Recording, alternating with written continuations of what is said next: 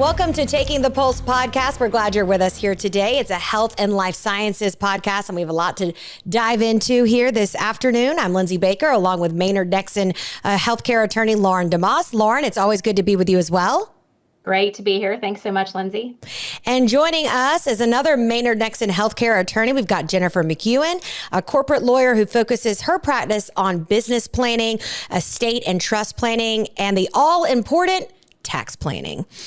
Jennifer, thank you so much for being with us, me and Lauren here today. We're excited to chat with you all things estate and business planning for healthcare as well as life sciences companies. So to really get started, Jennifer, can you talk to me and Lauren about what sort of questions doctors should be asking of their estate planners? Sure. Yeah, happy to. Thanks for having me.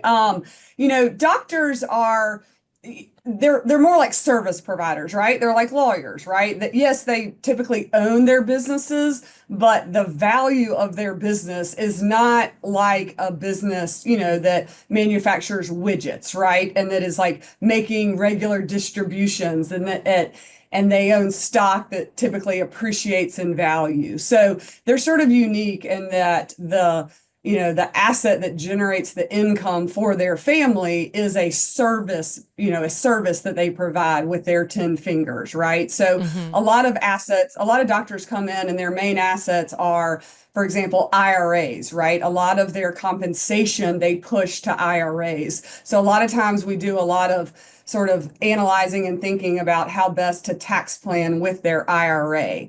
And then, of course, like most professionals, we need to make sure that they have a really good power of attorney and medical directive in place, because if God forbid something happens to them, they haven't passed away, but they become disabled or incapacitated, we need somebody to be able to immediately step in and be making financial decisions for them. So making sure they've got a good power of attorney in place that not only names an initial agent, but a backup agent is really important, because as an owner of a business, there are decisions to be made on a daily basis.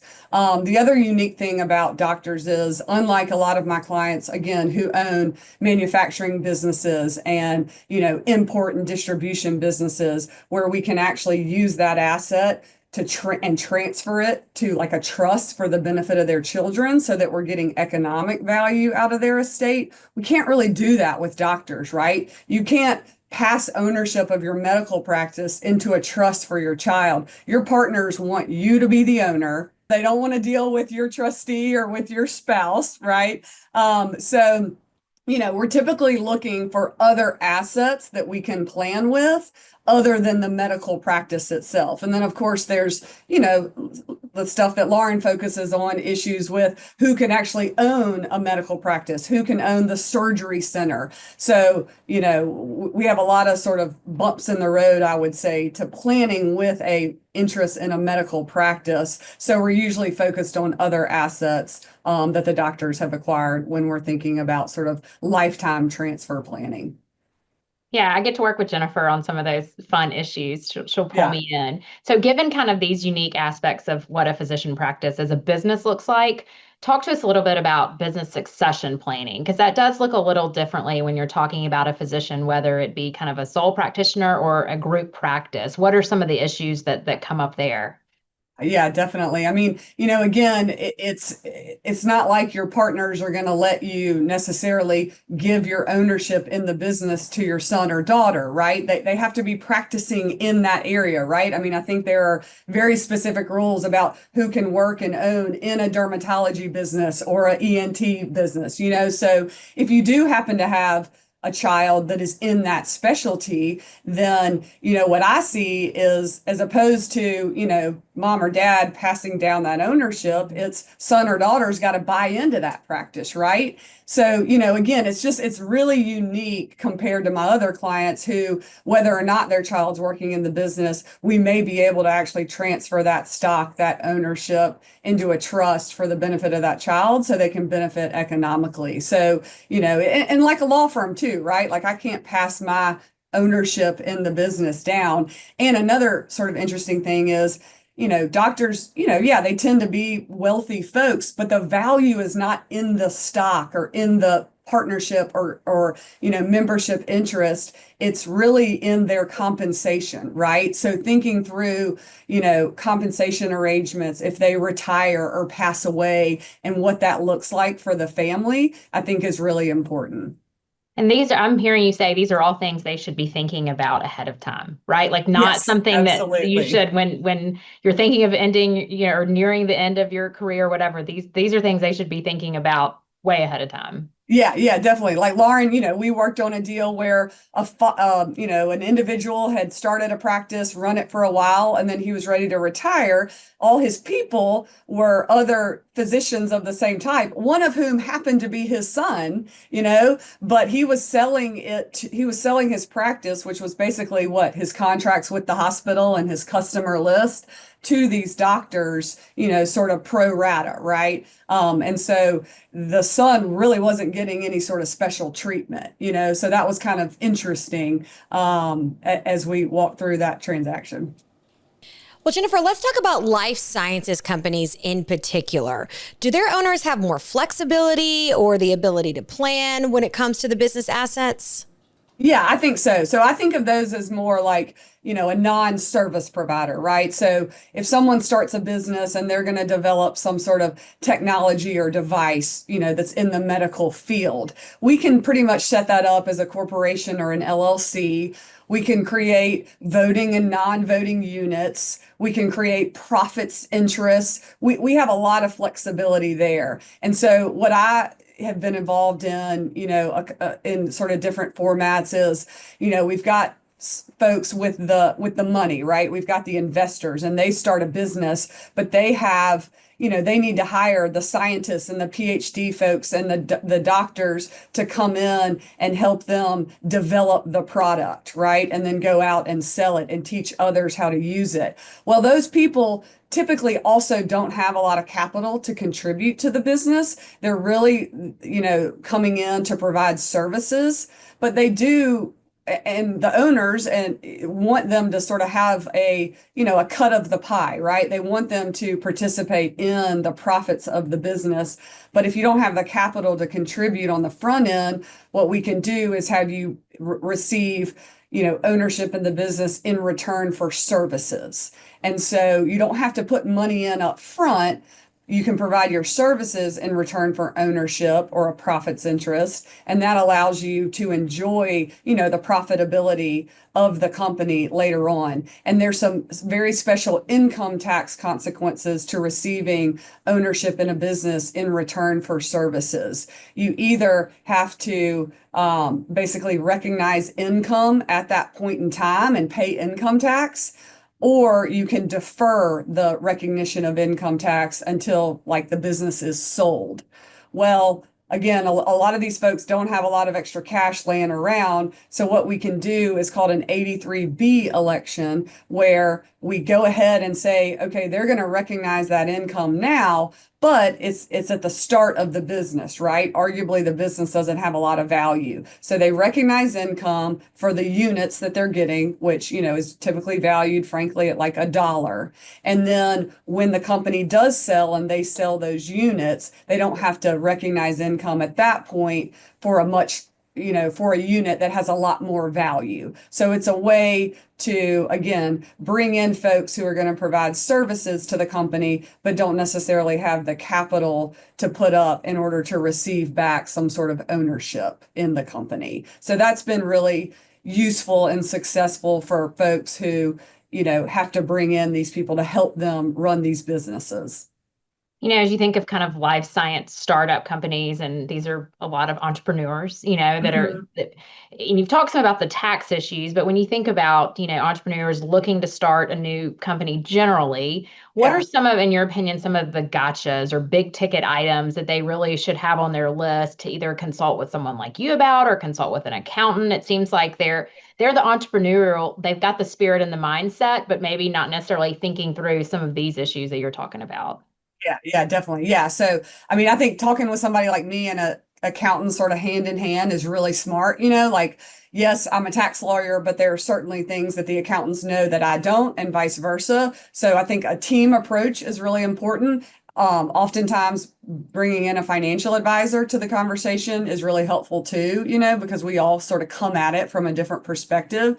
So surrounding yourself with good advisors, thinking through the type of entity, right? Is it an LLC? Is it a corporation? Is it taxed as a partnership, a C corp, or an S corp? Depending on how you're going to operate and your expected revenues and expenses, that's going to go into that decision. And then setting it up, of course, if I'm representing the person that's setting it up, I want them to have as much control as possible, even if they bring in outside either investors or service people. So setting it up from the beginning with, for example, voting and non-voting units. So yeah, we may bring in folks who can help run the business and who should get an economic piece of the business. We're only going to give them non-voting units because we don't necessarily want them to govern big ticket decisions like when to sell the business, when to merge, when to borrow a bunch of money, stuff like that.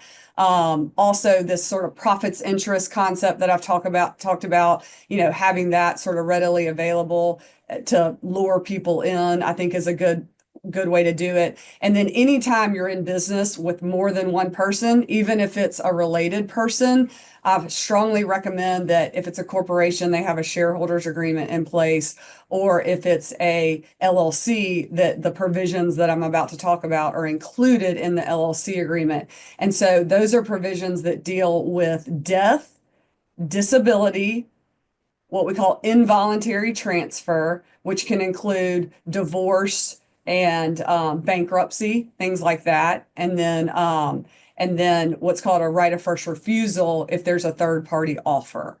So those are really important events, sort of triggering events that I think every business owner should think through. Okay, if one of these events happens to one of our owners, what happens to their stock, right? Because generally you want to keep the stock owned by the original owners or owned by the family, whoever, started the business.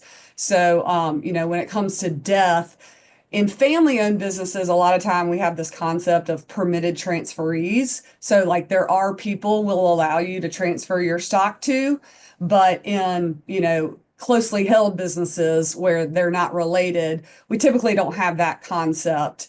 We really typically say if one of you passes away, the surviving shareholder has the right to buy out your estate. And we can talk about how to value the business at that point and how to pay for it, because that's really important to both folks, right? The survivor wants to have control at that point. They usually don't want to work with the deceased shareholder's spouse or children if they're not already involved in the business.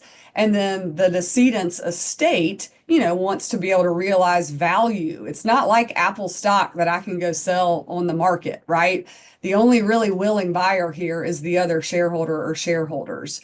So so we want to deal with what happens if one of you dies.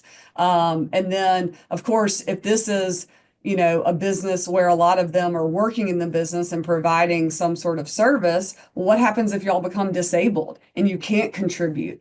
Do we want to have the option to buy your stock, or do we want to let you hang on to it and continue to receive distributions even though you're not contributing to the company? I mean, that's a hard discussion. I had that discussion with two brothers the other day, and they felt differently. One's older and not working as much, and the other one still is. And so dealing with these sort of tough conversations on the front end before these events happen is much better. While still hard, it's much better to deal with on the front end than the back end. And then involuntary transfer is really important. So if one of the owners gets divorced and, the divorce judge says you got to give half of all your assets to your spouse. Well, we certainly don't want the interest in the business going to that spouse, right? So typically we give the other shareholders the ability to buy that stock. So yeah, ex-spouse may get the cash, but at least he or she is not getting the ownership in the business, and we're maintaining control and ownership, with the folks that are in the business. And then the right of first refusal comes into play or when an owner gets an offer from a third party to buy their stock, they've got to give their other owners the right to buy that stock before they can go sell to a third party. So again, it's all the theme, as you can see, is like keeping ownership consolidated within the original group. But we also have this concept of you can't unreasonably alienate or restrain your ability to transfer assets. So we have to give them some mechanisms for selling their assets or giving their assets away, but we can first give the other owners the option to buy. It feels like you're dealing with like highly emotional subject matter, right? In the sense that it's happening at a tragic event in a physician's life, or, a tragic diagnosis, or, something like that. Obviously with having these agreements in place, it helps to navigate and keep the emotion out of it, right? Because it's just business at that point. Do you find that there's anything tricky on the back end, like when it comes to that emotional tie? Is there anything else families should be thinking about? Yeah, I mean, I think the most important part of that is the valuation piece, because as you can imagine, when one owner dies, their family is going to think that business is worth, $100 million. And the other remaining folks who have to buy that interest are going to say, no, it's only worth 1 million because of X, Y, and Z. And so I've seen more fights than I care to admit about how we value these companies. And it's, again, a physician's, business or a physician practice. The value is not in the stock. It's in the people in their 10 fingers, and their brains. The value of a life science business, I mean, that's hard depending on where they are sort of in their life cycle. Yeah, they probably have a ton of potential for revenue and maybe they've got some contracts in place, but how do we value that? What would a willing buyer and a willing seller, pay for that? So I strongly recommend that people put in place a mechanism for valuing the company. And, it can look very complicated on paper, but we try not to leave any room for somebody arguing, oh, I don't agree with that valuation, and what I mean is we typically go hire a valuation firm to value the business. And so, they come back and inevitably one party's not going to agree with it, right? They're going to think it's too high or too low. And so we have a process for, okay, if you don't agree with that, then you go hire a valuation firm and see what they came up with. And if they're within a certain percentage of each other, then we agree that that's the price. If they're not, then we have those two valuation folks pick a third appraiser, and whatever that third appraiser comes up with, that is the gospel. So it sounds very tedious and time consuming and expensive, but what's more time consuming and expensive is going to court and arguing about it. And then, when we're dealing with estate taxes, so, if somebody dies, we have to value all their assets, right? And so whatever that stock gets sold for, that is, you would think that is the value. Well, if the IRS doesn't agree with that value, they come in and audit you and say, yeah, you may have sold it to the surviving shareholder for 5 million, but we think it's worth 50 million. Well, all I got was $5 million for it. How can you argue it's 50 million? Well, that was a related party, they wanted to help you and pay less, blah, blah, blah. So it can get really tricky and emotional, as you said, so just trying to think through all those possibilities on the front end and putting in writing in a binding contract how we're going to deal with these issues is really important. All right. Well, Jennifer and Lauren, thank y'all so much for being with us here today to have this discussion. And hopefully people tuning in are taking note and making those important decisions on the front end to try to help themselves and their family on the back end. We appreciate that. Thank y'all for being with us for Taking the Polls podcast. We'll see you on the next one.